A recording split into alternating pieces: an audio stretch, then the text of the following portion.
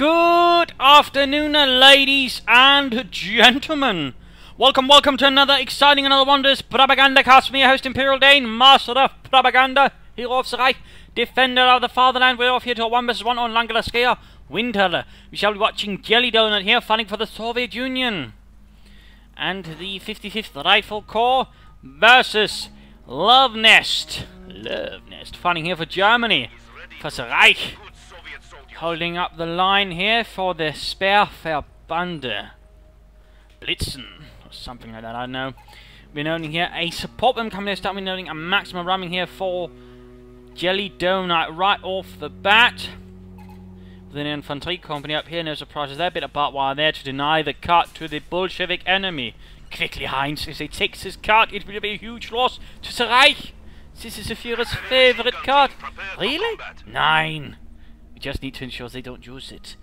But there you go, gun is appearing, and we're noting here in second Maxim. It looks like Jellydonut might be opting for a bit of spam there with the Maxim, and certainly pulling it off with the Maxims is noticeably easier to do than with the MG42 due to two facts. The Maxim is noticeably more nimble, that is, it can quickly move around and quickly shift and set up, which rather overall makes it a lot more agile, but it's also a lot tougher, meaning it's a lot harder to just clear up compared to the MG42. I mean, if you catch an MG42 off with a conscript, it's definitely going to have to retreat. Oh, you mothers, lose it. With a Maxim, depending on things going, there you go. That's pretty much it. It's already set up. I mean, you can actually even send a flanking squad running away if you're lucky. We have the point. So things are a lot harder. And there again, not even a second, it is already moving again.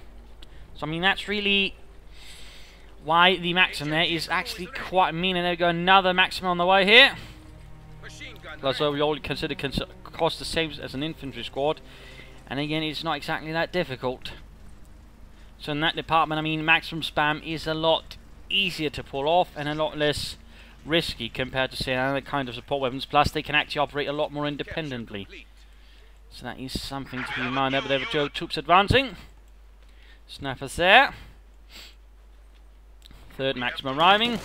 No, it was actually mounted on wheels due to, well, basically it was an old Russian weapon from the Tsarist times, and the wheels were there basically because the old army was a foot-borne army, and thus they needed the Maxim to be, well, something that any infantryman could cart around, as it was actually pretty heavy, in part due to the fact that it also was water-cooled. But there you go, sniper run actually for Luvnest. That's an interesting start up there. The Scharfschütze. Stolstener schon. And there he goes, scope carefully free, gets one Maxim. Gunner. Fourth Maxim, he's really going in for the Maxims. That's definitely something that also seems to be appearing a bit more as of late. Pushing in there. From Soul sides again, note he's actually making a reasonably rapid advance. So far the only thing that's really able to sort of put any harm to the Maxim's advance is actually the sniper. And even then he has to be careful he doesn't get caught by it. There you go, the Russians are advancing and they're going for a cop point as well. And could in theory actually lock things down here as well, which would make things really awkward there for Luvnest. What do you need? This territory is ours. But again, as you note, very quick to set up, very quick to take down. Which also means in theory, depending on where the enemy squad flanks from, they can actually quickly react and lock it down. They've opened up on us. But there you go, cut-off point secured. Sniper keeps killing. So it's Bolsheviks. Non-engaged now, Pioneers are coming straight to the Pioneers, and they go machine gun bunker flying away there, suppressing. Then he's trying to push in, but there you go, getting suppressed there, and there you go, also rapid suppression on the Maxim. Which also pretty much means they're going to just have to fall back very rapidly. So in that department, the Maxim is extremely effective. And in fact, it might be too effective. But that's another discussion. Sniper sneaking about here. Those would be for another discussion of the patch, another video, which I might put out. But they got a fifth Maxim. You usually do not see a player go for that many Maxims unless he's confident in that it works quite solidly. And again, if you note how Way sort of dominates the map, I mean, you know, it's clearly not worthless. There you go, the sniper keeps killing 7 kills so far. There you go, flanking, and there you go, attacking from two sides, and off, there you go. Quickly run off. I mean, there's no chance of that, for example, being caught on retreat and knocked out unless there's some rather serious firepower, which initially Luvnest will not be able to muster. And there you go, caught between two Maxims. trying to cut off resource, but still with the sense of victory point. Then that's going to be difficult for Luvnest to pull off. MG42 arriving here. And now the Maxim run off. The sniper so far doing most of the killing for Luvnest and Reich. 11 kills. The only one that can really deal with these Maxims safely. The enemy is encroaching on our territory. Main thing to note here is that Luvnest only keeps one sniper. He does not begin spamming them. Awaiting command. Possibly worried he might be running into something else. I mean, here a 6th Maxim squad on the way here for Jellydonut. Maxim Madness. Possibly not a rifle corps, but a fortified region, which was what the Soviet called a more defensive formation meant for holding ground. Usually equipped with field guns, anti-tank guns, and machine guns, and mortars.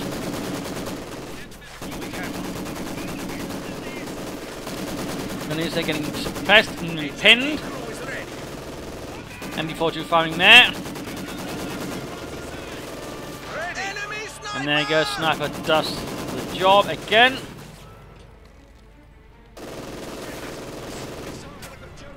Maxim flanking in there. Troops falling back. At least Luvnest was able to reconnect resources. But there we go. So many Maxims moving in from several sides, and he simply can't really muster the firepower. And again, most of the things are just rapidly getting suppressed, thus limiting their combat effectiveness overall. And again, with that many Maxims, it's also going to be rather difficult to actually outflank.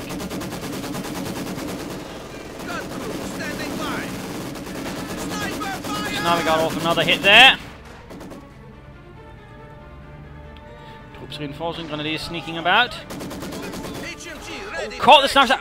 That was rather close there for Luvnest. He's rather cutting it close, but staying to cover there, advancing past the fences. Luvnest there, keeping it cool for Reich. The enemy is taking what we have secured. But overall, things are looking a bit grim here for Luvnest. We're seeing a field gun opting up, probably because Jellydonut here might be worrying about a follow-up, which could be vehicles. So then again, with the patch here, the Maxims even got a bit of penetration versus lighter vehicles. So even that would be not fully there. And there go most of the troops suppressed there. A hailstorm of Maxim fire.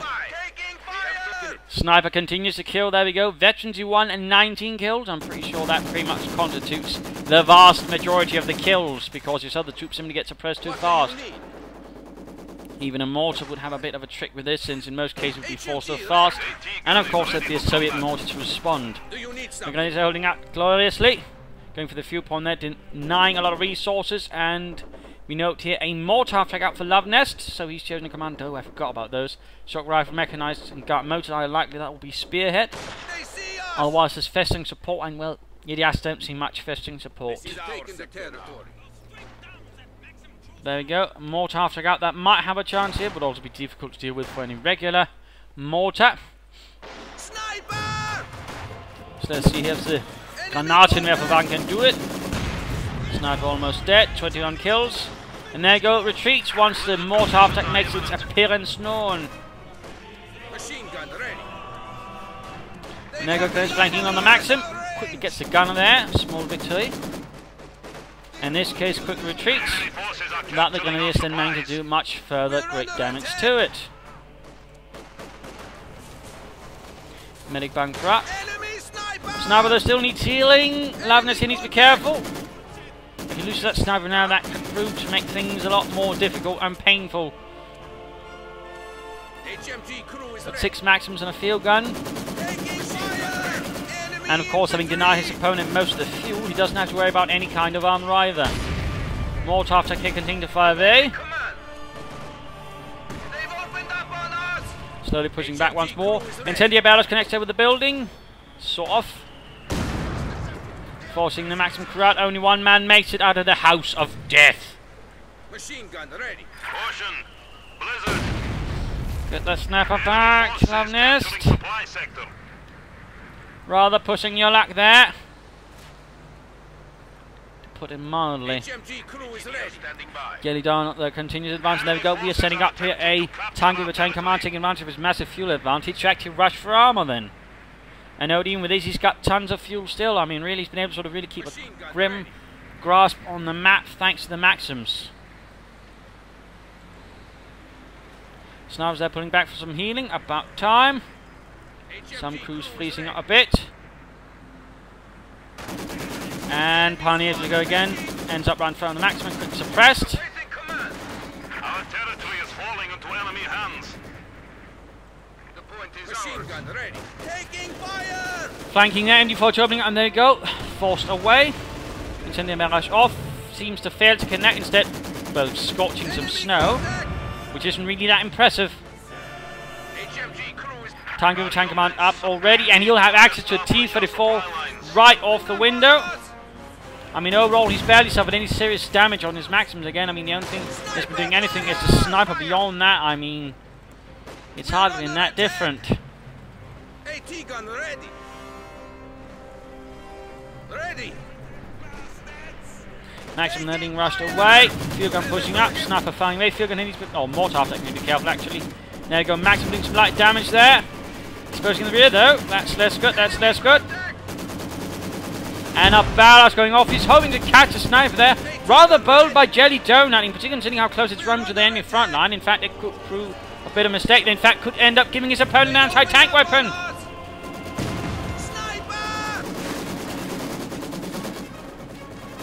MD42 there in trouble. Grenadiers in trouble as well. Lots of Maxim firing down them.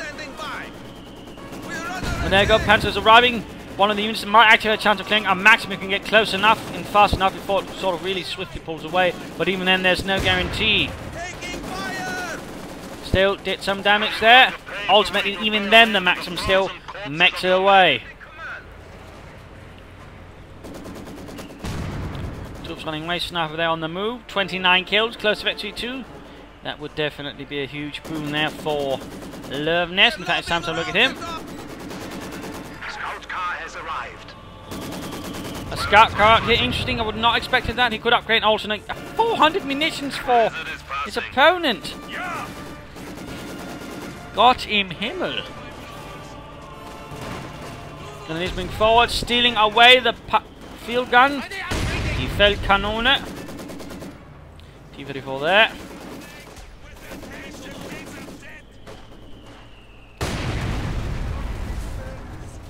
Sniper here. Enemies firing on us! T-34 advances. Conditions clear. The blizzard is gone. House is on fire with the roof. The enemy is attempting to steal our He's got one field gun to sort of really hope to stop it at the moment. He's getting a pack point. Oh, Grenadiers got lost. A tragic loss for the Reich. T-34 flanks in. Scout here trying to deal with the Maxim. Field gun a bit too slow to turn. Maxim retreating, and oh dear, looks like that field gun is already in serious trouble. Maxim escaping the grasp of the scout gun. There you go, Panzerfaust on the field gun. He's actually crewing there with the Grenadiers. And lost another Grenadier squad that way. Oh, that's just painful. Having problems there, Pack 40 moving in.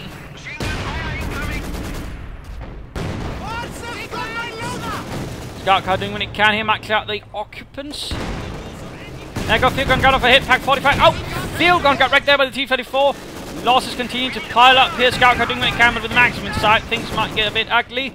Second Maxim setting up there, not quite within the... Oh no, mine, he drives in front of it. But gets that Maxim there, one Maxim down, T-34 down. Damn close, I even was close to losing the sniper there. Pioneers advancing. Sniper and scout car rushing in. Ooh, Pack 40 got Yuri in the back. Gutes shot, Heinz. We're taking fire. Scout car ready. Scout car there. Blasting away. Veterans you won. They are fucked now.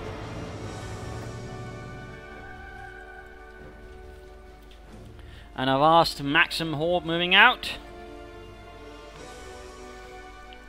Pretty much no infantry by the way. Oh, looks like he's finally gotten some infantry out, but otherwise it's pretty much just all support weapons and engineers.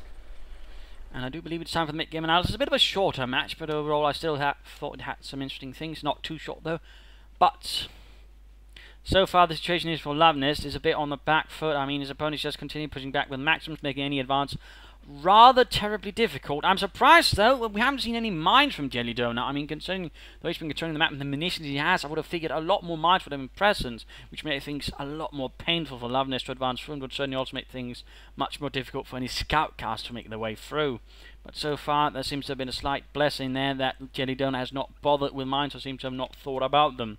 Still, the Maxims were sent quite a bit of flair there against the infantry, since they can quickly suppress them, and again, they're also durable, so any sort of damage can quickly be run from. So there are definitely some issues there, and of course he's already got armor compared to Luvnest, who's, well, got none and probably won't be getting anytime soon due to the little fuel he has. He's barely been holding on to his fuel points due to the constant pressure from the Maxims.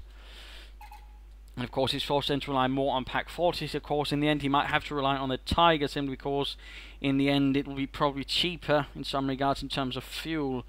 Though he might then get a fuel cache up somewhere a bit safe, maybe on the cut-off point, to sort of prevent any further harassment there, which could be an idea. But keeping up the pressure, maybe a half-track with some panzer gunners, and it could maybe work, you know, having them in there, getting behind the Maxims, quickly pulling out the panzers and swiping through them. Then again, with the way the Maxims turns, that could easily turn ugly. Plus, of course, we drive straight into them, they might tear through it. So there are some dangers there to keep in mind. For Jellydonut, of course, mines would be a nice thing. No commander yet. He definitely should consider a commander. I mean, he does have a few options here, which would allow him a few different things. But mines, bit more infantry, and I suppose more armor would do him quite well. Of course, you could consider a half-track with a court mount on it, on top of things, would allow him to reinforce the Maxims at the front, and of course provide further anti-infantry firepower plus suppressive firepower. So of course that would also be a nice little idea. But back to Luvnest and back to the fight.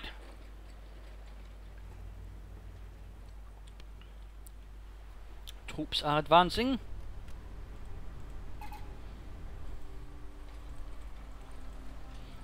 Maxim's rolling forward. The Maxim, one of the earliest machine guns, if not the earliest machine gun in some regards, was also quite copied in many different variants. Even the Germans had one in World War I known as the MG8, I believe. Was even used by some very, very rearward units in the Second World War. I believe some Kriegsmarine units, for example, actually had it. Though not mounted on wheels. Continue to retreat. More targeted firing once more, but so far the ones really doing most of the work here against all of these Maxims have been the sniper. He's definitely proven himself to be quite valuable here, surprisingly. And Luvnest certainly has made great use of him, so that's actually good to see, and certainly something worth commenting on. Nice hit there from the mortar half-track. And incendiary shot there on the MG crew. For the sniper, then actually quickly beats retreat for that, probably due to the defense for advancing. Pack 40 firing there, moving through the slope, rather makes an easy target there for the Pack 40. Second Pack 40 needs to be there to cover it. And there we go. There we go. Nice in-depth defense there with the anti-tank guns. That should allow the T-Fed 40 to go down. Well played there by Luvnest. Well played. That is good. That is good. That means you have a deep defense. In the case, again, the one first getting on his flank. The other one, or outmaneuver, can actually sort of deal with it. So that was very nicely handled there by Luvnest. Good. Sharp thinking there. Most commendable. There you go. Panthers trying to flank in there with their Sturmgewehrs. Scout Goblin on the other flank, and again, tons of munitions floated, but he's not doing anything with it. I wonder if he does have a plan with it, or what. We could use some action to keep warm. He could certainly, for example, go mechanized support, have marked vehicle, and then bombing strikes, or shock rifle, and of course have incendiary artillery strikes. There we go. Shock rifle it is then. Incendiary artillery has arrived. Pack 40 burning up. So KV-8s and IS-2s will be part of things now, and there you go. In fact, the KV-8 has arrived.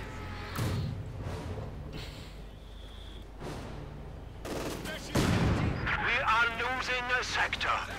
From behind. Sniper getting off another excellent shot there.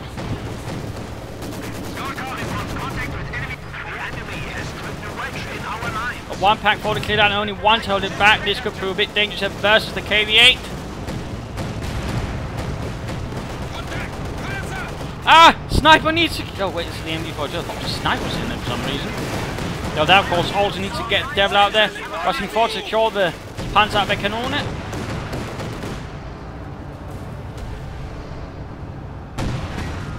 Shot bounces. Second shot penetrates. Of course, the KV now has slightly less health. They actually has more rear armor. Fun fact. Small harassment to quickly locked down by the Maxim's firepower. Mortar continues to bombard in hopes of hitting something, but so far with limited luck.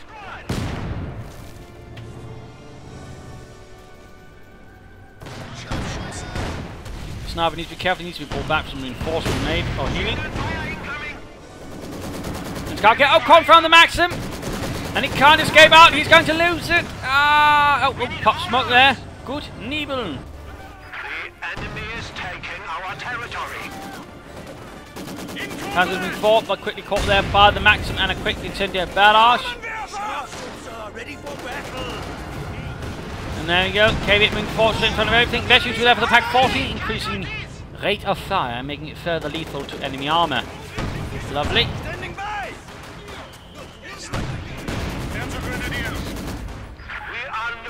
Sector. Another field gun there arriving for Jellydonut. The scout car being held together currently only by duct tape, which was not known for its great armoured vehicle holding together capabilities.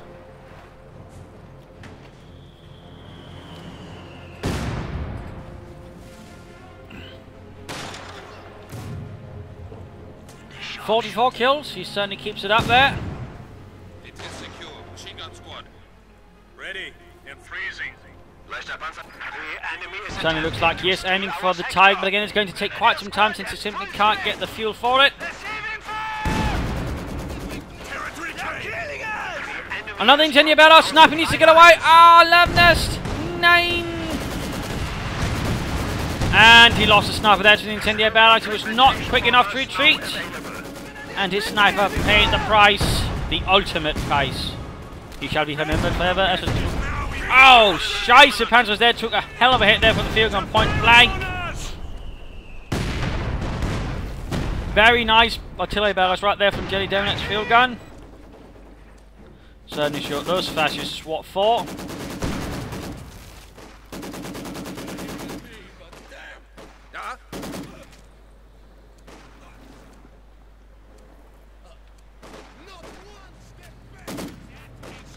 And looks like, yeah, there we go. Finally got one Maxim more.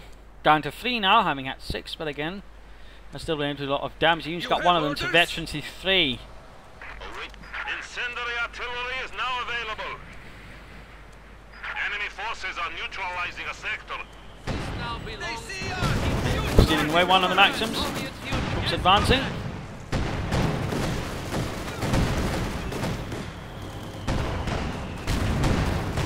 And there go, finally veterans one there for the Granatenwerfer. Conditions are now in effect. And the MG... have made the switching positions just as the Maxim might walk straight into its line of fire.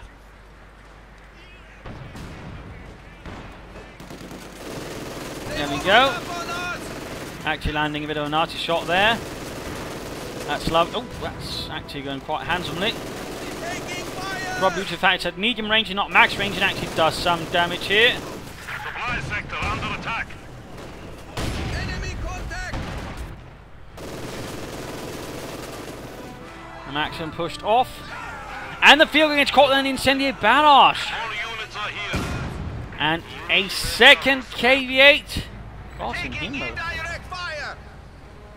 And he's still only got 2 packs. That could easily get very ugly, although to his advantage he does have a veteran 2-pack 40, which is halfway to veteran 3. That could prove to be his ace up his sleeve, since if it hits that it will have a very high rate of fire plus higher penetration, which would definitely be able to conduct quite a bit of threat to the KV-8. Plus of course he still has the option for target weak point, but he certainly needs to be careful, because under the right conditions they could tear through pretty much his entire army in a matter of seconds, or for that matter his entire base if he wanted.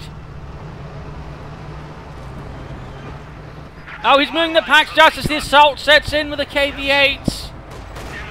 Scheiße. No, there we go. Quick stop the packs. KV-8 takes the front of it. Panzerfaust there. And there we go, Veteran 2-3. Other KV-8 taking heavy damage as well. And there we go, KV-8 down. Pack 40 crew dead though. Still did a lot of damage, and there we go. We might see the other KV damage, particularly as it drives closer. Thus, actually, we see the Pack 40s in penetration increasing. So that was a bit of a brutal engagement. Perhaps not the most well-conducted armoured assault. He cleared out the packs, but at the same time, it pretty much cost him all of his heavy flamethrower tanks.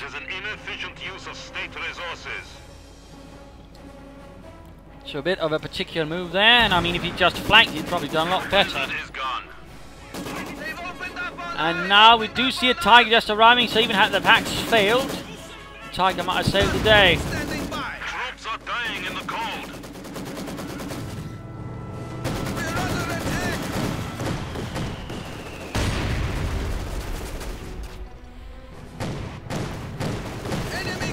Maxim up flank there, but the scout can pushed off. HMG ready for action. Tiger rolling vorwärts for the Sperrbande.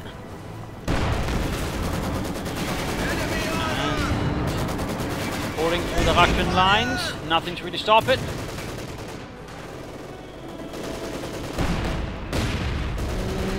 We're under attack. I think Jellydonut here might be trying to do what is known as basically cheapening the win by saying, oh well, you know, I just gave you this, man. So basically trying to take out the achievement here for Luvnest out of winning. By saying he intentionally lost in some manner. Or at least made it a lot easier for him. We are ready to build it or blow it. Taking machine gun fire. In which case, if he really was only doing that, he probably wouldn't be saying that.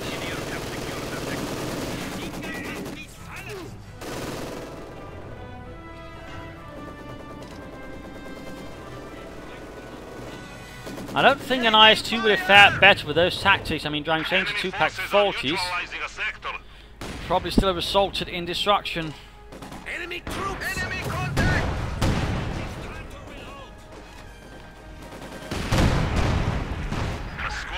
I only can understand why Luvnest might not be that impressed.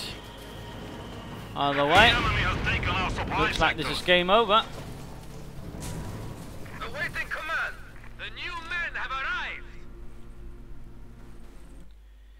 Yeah, that's just being a dick, to be honest. Oh well, game over here. Bit of a brutal fight again. We saw actually how very, very lethal the Maxim actually can be, and certainly I am perhaps a bit concerned about it in its current state, but nonetheless he actually managed to come around it, use his sniper quite aggressively, the mortar after doing quite well. Things were actually close though in several points. I mean, the sniper initially was actually close in certain cases, just getting wiped out, which could easily have turned things rather drastically against Luvnest. And I mean, had he actually been using his munitions a bit more sensibly with a lot of mines, I mean, Luvnest could probably actually have lost this, since with mines combined, he wouldn't have been able to advance very far with all those Maxims as well. So that would have been rather dangerous, to be honest. But beyond that, I mean, he handled things well, was aggressive, kept up the pressure whenever he could. Though again, I mean, Jellydonut here just basically kept throwing Maxims out for a certain point. The KV-8 certainly perhaps were not the best, but at the same time, had he simply flanked with them instead of driving straight up through the deep snow, which actually makes him slower, versus the pack front, I mean, he probably won as well there. So even saying, oh, well, you know, it was just for the lulz, I mean, you know, he still could have won with it had he played them sensibly. So, I mean, not necessarily the strongest of excuses right there, to be fair. But there you go. I hope you learned something from this match. I hope you enjoyed it. If you did want to subscribe, tell your friends, share with everyone. If not, you know, send an info and provide some feedback in the comments. This is Imperial Dane saying cheers.